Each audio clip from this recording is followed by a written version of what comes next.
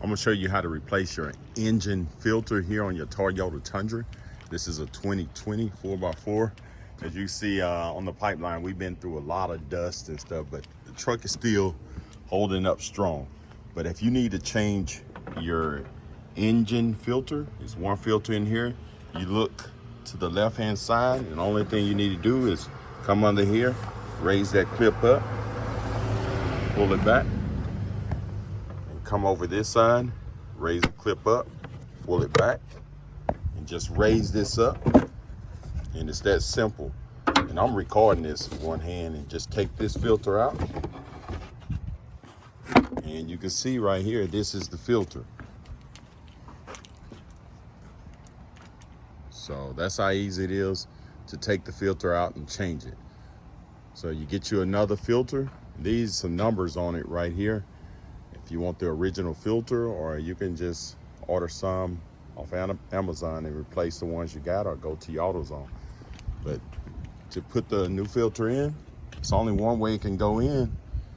You want to just raise this up, and once you raise it up, you take your filter and it just pops into place. You know, put your new filter in, or just blow that one out. Just raise it down. It lines up.